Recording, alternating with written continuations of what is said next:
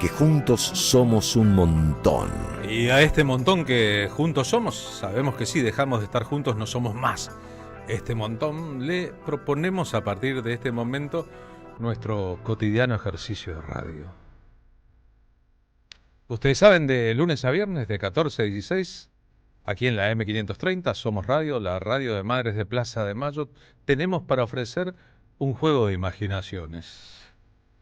Eve Bonafini decía que cuando sacamos la cuenta, al fin y al cabo de las cosas, la radio es un asunto que nos funciona en el teatro de la mente, en los vericuetos de la imaginación.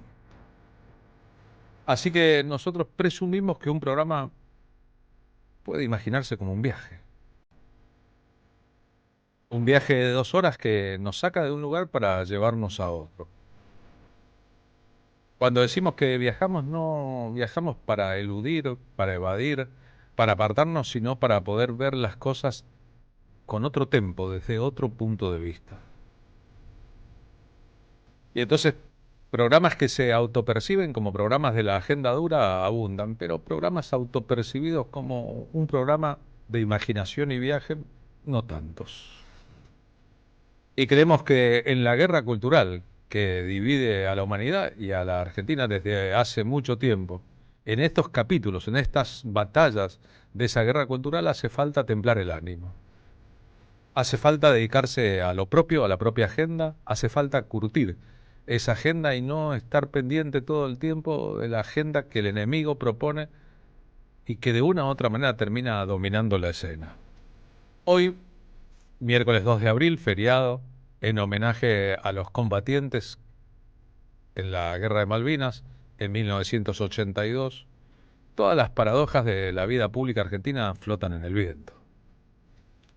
Para un sector importantísimo es un día de reflexión, de tristeza, de bronca, de enojo, de ira, de reivindicación de la preciosa soberanía nacional, y para un sector mucho más chico, pero hiperrepresentado a la hora del poder, hoy es el día en que la conmemoración permite renovar el lenguaje de la colonización.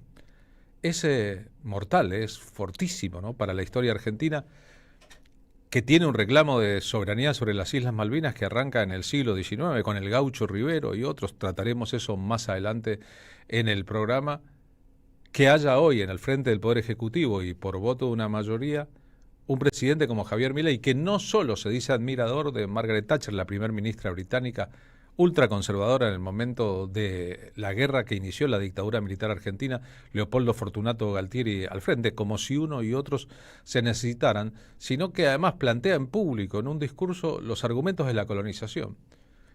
Es un hecho universalmente reconocido que a 12.000 kilómetros de Inglaterra las Islas Malvinas jamás podrían pertenecerle por ninguna lógica. Las Islas Malvinas le pertenecen territorialmente a la Argentina, a Latinoamérica. Eso está universalmente reconocido.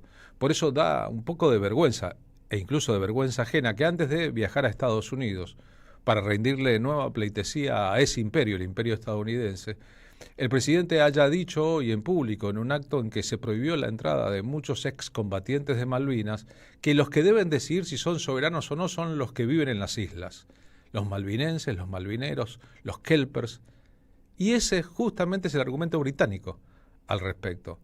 La soberanía no puede discutirse en estos términos. Basta ver un mapa para darnos cuenta de qué se trata la soberanía. Si Javier Milei lee después de haber consumido tranquilizantes, si no cree en lo que está leyendo y se lo escriben, si cree fervientemente en lo que dice y en todo caso la pereza con que lo expresa, llama mucho la atención, son asuntos menores al lado del tema de fondo. Porque la Argentina ha llevado una larga, pero muy larga estrategia como país para recuperar las Islas Malvinas, salvo en dictadura militar, con calma, paz y respeto. La dictadura militar, que sabía de esos planes que eran de la Cancillería y venían desarrollándose desde el gobierno de Frondizi, un acuerdo que permitiera la devolución en paz de esos territorios, buscando legitimar su estadía en el poder y prolongarla todo lo posible, rompió toda la papelería que existía y planteó un conflicto bélico que resultó completamente suicida. Partía de, como tantos otros hechos de la política argentina, una hipótesis errada por completo. Pensaba que si Argentina se proclamaba en un acto soberana, recuperando las Islas Malvinas como un país que podía plantarse ante el mundo, diciendo lo mío es mío y tengo el derecho, obtendría no solo el apoyo latinoamericano, sino también el apoyo del Coloso del Norte. Todo eso estaba vinculado a que Leopoldo Fortunato Galtieri era un general preferido de los intereses del Departamento de Estado estadounidense. Pero ocurrió lo que todos ya sabemos.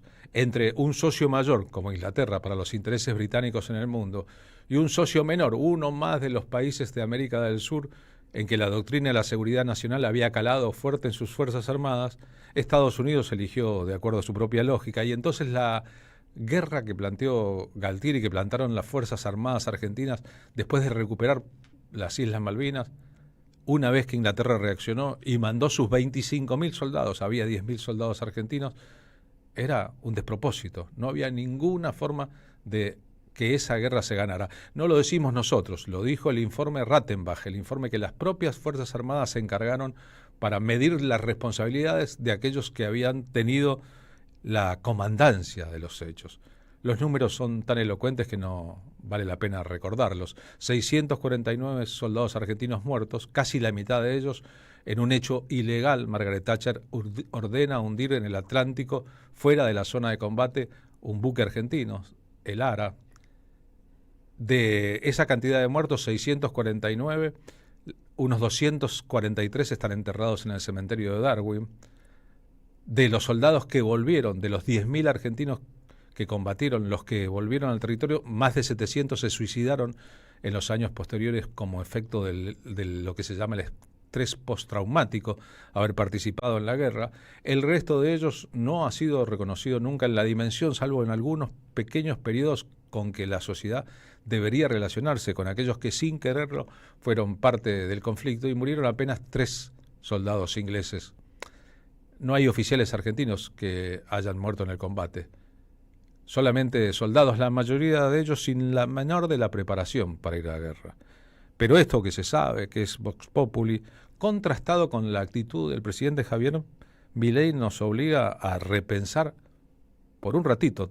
Estamos seguros de quién es Milei, qué intereses representa, de qué manera, cositas chiquititas así en lo conceptual, que no merecerían ningún debate, y seres humanos así de chiquititos también, pero representando poderes muy grandes, llegan a lugares estratégicos impensables, creo yo, si seguimos la lógica y no los sentimientos de sectores de la sociedad que se han sentido marginados, compelidos a la locura y que han votado un experimento que tarde o temprano saldrá mal. Que Javier Milei, mientras le ruega al Fondo Monetario Internacional un préstamo que le ayude a paliar la política económica de su ministro Caputo, mientras va a Estados Unidos genuflexamente a arrodillarse para pedir que por favor le den plata, y tiene socios locales que dicen que lo que hace Milei en la Argentina es una cruzada contra el comunismo y contra el socialismo, y por eso Estados Unidos y el Fondo Monetario Internacional deben solventar con dinero propio. Hoy dice en público, leyendo un discurso, que cuando Argentina se transforme en la economía más potente del mundo, es obvio que los kelpers, los malvinenses, querrán ser parte de este país.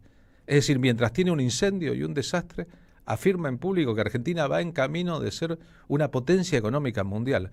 Mayor dosis de esquizofrenia en un discurso público entre la realidad, que está entre los ojos, en la tapa de los diarios, es el comentario de medio mundo económico en el planeta Tierra. El fracaso poderoso del plan económico de Milei. Milei dice en público que en el futuro las cosas serán hermosas y que será para los kelpers un honor pertenecer a un país como la Argentina, que es justamente el argumento que exhibe siempre Inglaterra, que sean ellos los que elijan. Y la verdad que la soberanía no puede ser un tema de decisión de los que viven en un territorio usurpado, como cualquiera lo sabe, y durante muchas décadas han dicho los organismos internacionales. Disculpen, no solemos hacer esto. Vamos a escuchar un poquito del discurso de Javier Milei esta mañana en Buenos Aires antes de emprender vuelo rumbo a Estados Unidos. Nosotros siempre dejamos claro que el voto más importante de todos es el que se hace con los pies, y anhelamos que los malvinenses decidan algún día votarnos con los pies a nosotros.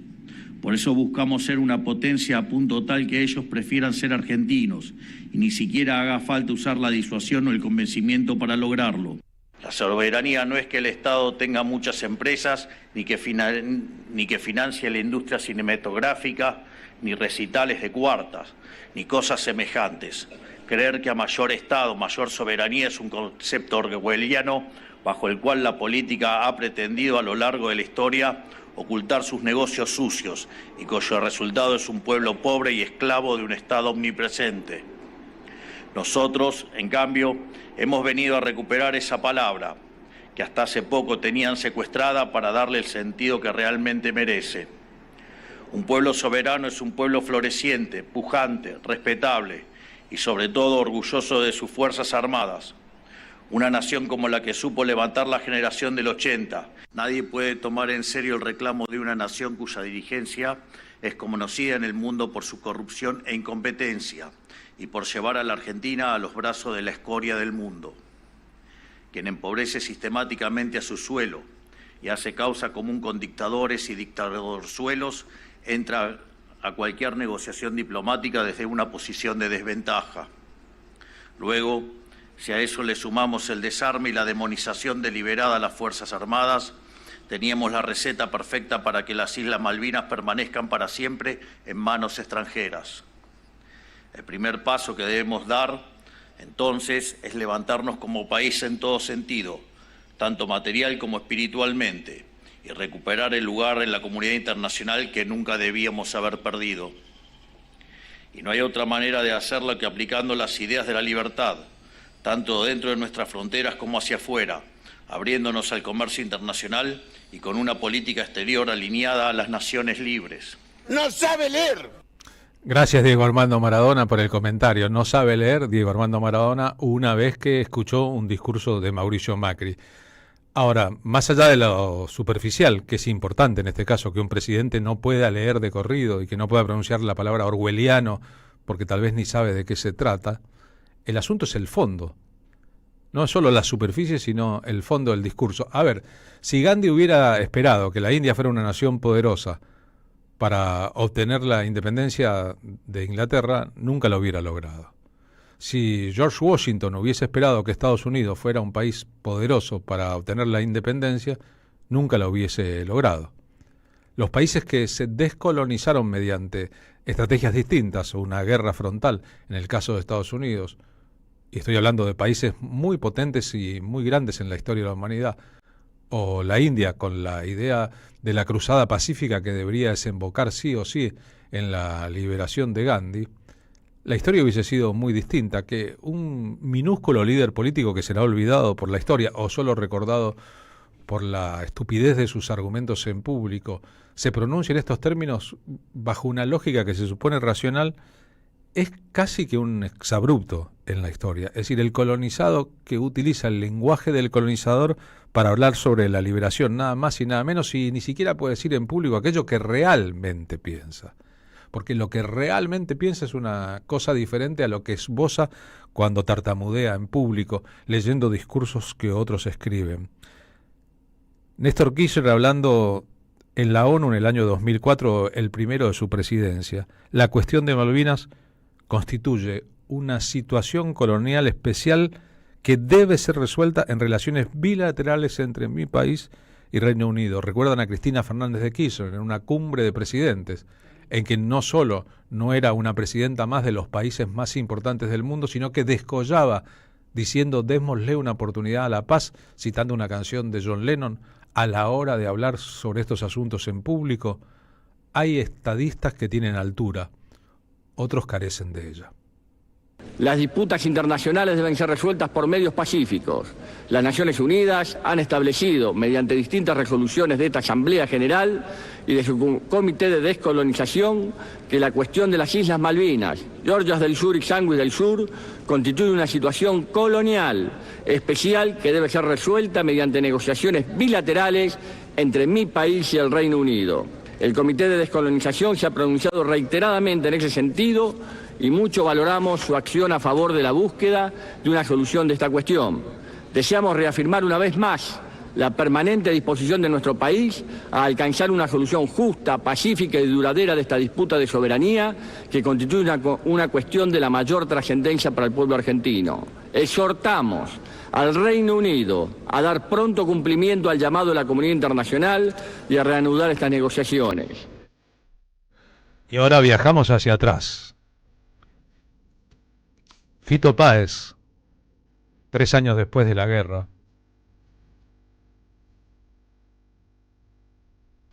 tiene una hipótesis sobre cómo la junta militar que encabezaba Leopoldo Fortunato Galtieri decidió la guerra.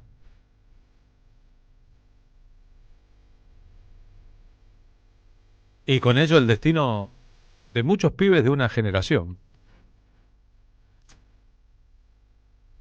que verían una vez movilizados rumbo a las islas que se reproducía en el trato de los militares hacia los soldados las políticas de represión de Estado de toda la dictadura.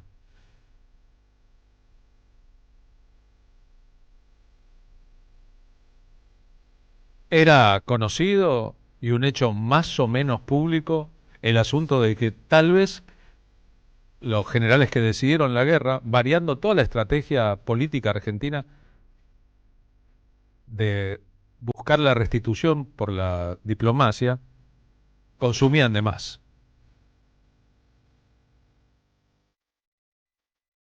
A Galtieri se lo vio más de una vez en público con un vaso de whisky en la mano, beodo. No sería el único caso, y en todo caso se trataría de una hipotética enfermedad. Fito Páez agrega que tal vez tomaban cocaína. Y que ese tonito patotero, agresivo, provocador, si quieren venir que vengan, les ofreceremos batalla, que venga el Principito, no tenía nada que ver con la verdad posterior en los campos de batalla. Alfredo Astiz, por ejemplo, un represor consumado, capaz de hacerle puntería en la nuca de una chica de 16 años, responsable de crímenes de lesa humanidad a montones, se entregó sin combatir en las Georgias, al frente de los lagartos, antes de la toma de la guerra de Malvinas. Los testimonios de los soldados respecto a la conducta de suboficiales y oficiales muestran que ese ejército estaba preparado para reprimir en el territorio argentino a civiles y nunca tuvo la altura para poder combatir con otra fuerza armada. Leopoldo Fortunato Galtieri, en la plaza, discurso que llama todavía mucho la atención. Le pido como presidente de la nación al gobierno y al pueblo inglés la moderación en sus expresiones y la moderación en sus hechos. El gobierno argentino y el pueblo argentino, este cabildo abierto, puede enardecerse y presentar a las ofensas mayores ofensas. Que sepa el mundo, América, que un pueblo con voluntad decidida como el pueblo argentino, si quieren venir, que vengan, les presentaremos batalla.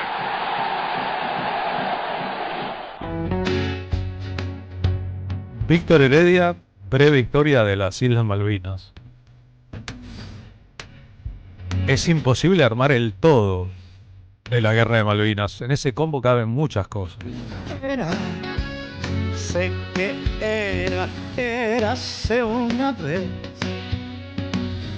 Esas cosas hasta incluye el partido frente a Inglaterra de la selección argentina en el Mundial México 1986, el de los 2 goles de Maradona. Nuestro mal.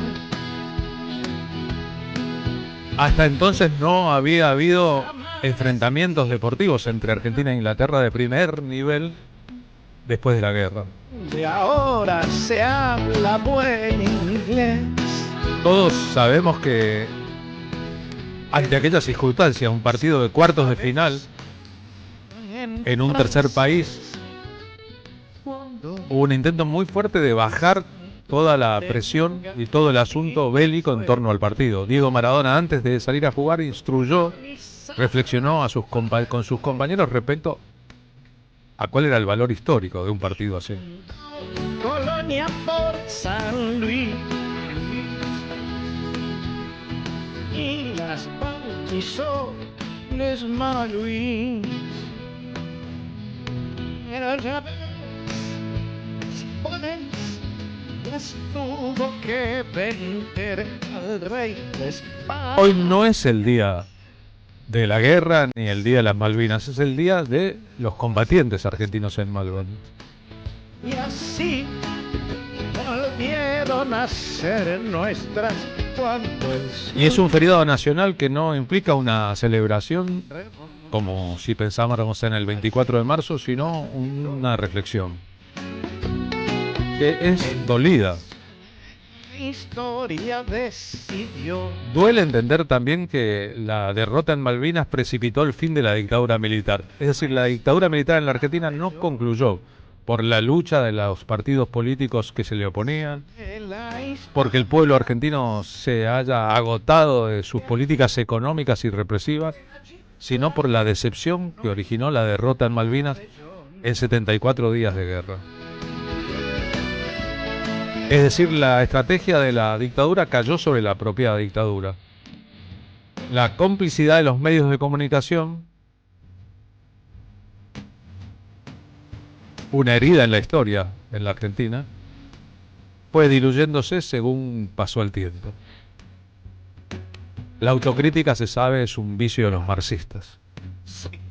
Érase una vez. Siempre vale la pena recordar y subrayar que los planes de Estados Unidos para las dictaduras que apoyaba eran de larguísimo plazo.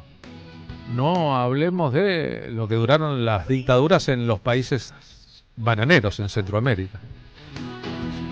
¿Cuántos años duró la dictadura de los Somoza en Nicaragua? ¿Cuántos años duró la dictadura de Batista en Cuba? ¿Cuántos y cuántos años duraron los gobiernos títeres de Estados Unidos en la zona? En América del Sur, la dictadura brasileña duró 21 años. La chilena 17. La paraguaya más de 30. En Argentina, la dictadura duró lo que duró, 6 años largos, por la derrota en Malvinas. Estamos compartiendo las tapas de algunas publicaciones durante la guerra. Ojo, no aquellas que dependían de oficiales del ejército, de la marina o de la aviación porque estaban intervenidos, sino medios privados. La famosa tapa de la revista Gente. Estamos ganando. Nunca estuvimos ganando. Seguimos ganando. No era así. Mesiánicos y oscuros generales que A 43 años esos dolores sus espadas siguen en la piel de los que estaban vivos y recuerdan. ahora dónde irán con tanta soledad y sin la paz y amor el viejo Lennon. El periodista Edgardo Esteban, que también fue director del Museo de Malvinas, soldado de la clase que combatió, La sangre nuestra en el escribió Iluminados por el Fuego, un libro que podríamos considerar una novela histórica, después convertido en película por Tristan Bauer, para tratar de contar las impresiones de aquellos soldados que fueron ilusionados con una causa nacional, movilizados por un Estado al que no podían decirle que no, alentados por familiares y por un impulso de la sociedad argentina de súbita conducta antiimperialista, ¿dónde irán? para encontrarse con el marco de lo que es en serio una guerra. Y de la tragedia de ir a una guerra sin la más mínima preparación, aquello que luego el informe Rattenbach subrayó condenando a los responsables de la estrategia a un conjunto de graves penas.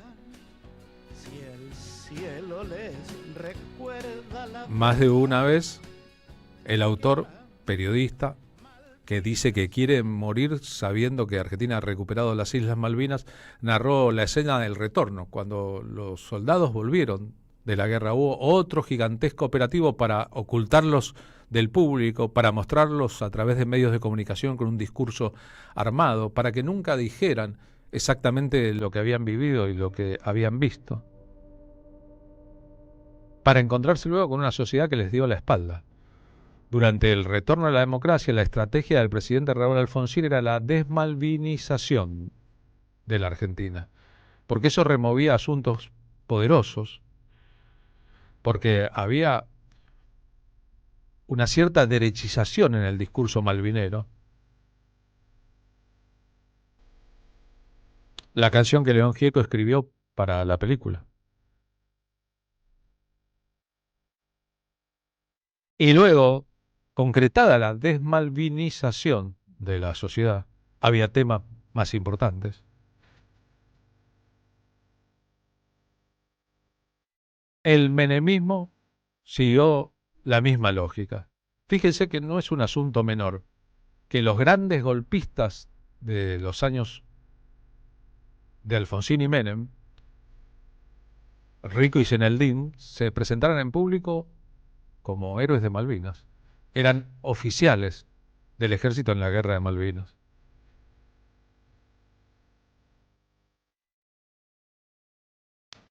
Pero ese era el diagnóstico. Ese sector, el cómplice de la represión de Estado que trasladó esa lógica al territorio insular, parecía liderar el recuerdo de la guerra de Malvinas. Quiso el destino después que la Argentina tuviera presidentes patagónicos, Néstor Kirchner y Cristina Fernández de Kirchner. Uno por nacimiento, la otra por adopción. Y para los patagónicos en general, la distancia entre Río Gallegos y Malvinas es la mínima posible en el territorio argentino. Ayudó a que cambiaran las políticas de Estado.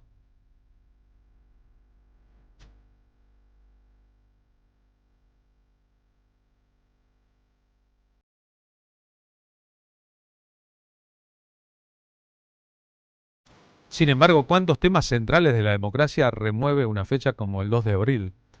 Lo que pasó y lo que nos contaron. El montaje sobre un reclamo legítimo, completamente legítimo, de una sociedad, de intereses que no tienen nada que ver con esa legitimidad, más vale estar enfrente, pero montados sobre la legitimidad llevan adelante un proyecto político.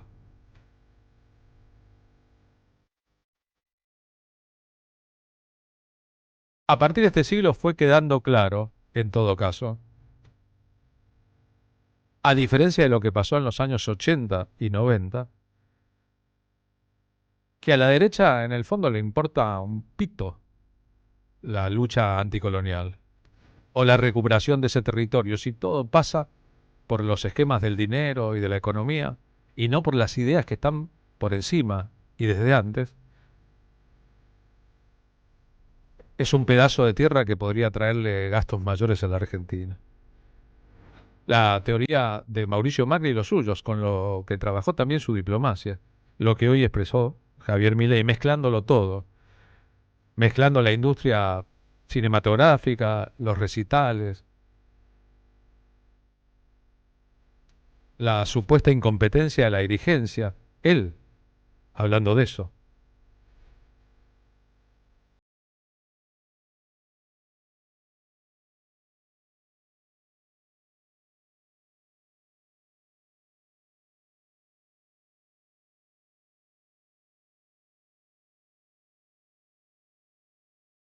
Y el asunto que queda por pensar al resto de la sociedad, aquella que de verdad se conmociona, se emociona, cree, sueña, piensa.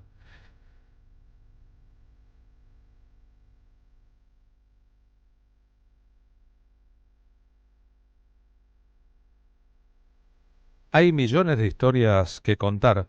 Fabio Santana, combatiente de Malvinas, ha hecho una carrera como cantante. Hace poco entonó el himno en uno de los partidos de la selección nacional. Hablar con él, que es una enciclopedia de la guerra de Malvinas, sufrió todo el estrés postraumático posible, vio el suicidio de muchos de sus compañeros, llevó adelante una terapia larguísima, pudo a través del arte de cantar y de contar revertir las condiciones en que había quedado luego la guerra, pero ahí está su testimonio para contar que, por ejemplo, en los combates definitivos, cada vez que caía un soldado argentino herido, se necesitaban 4 para retirarlo porque los militares no habían planificado camillas con ruedas, mientras los ingleses tenían camillas con ruedas. Que en un solo gesto, 4 abandonando el frente de combate de un ejército en proporción muy menor al de enfrente, porque sencillamente a nadie se le había ocurrido que era una de las posibilidades. Grafica, en el fondo, la incompetencia de los que declararon la guerra y luego la han defendido desde un punto de vista que claramente está enfrente del punto de vista de la mayoría de la sociedad argentina. Este es el soldado Fabio Santana cantando Son y Serán.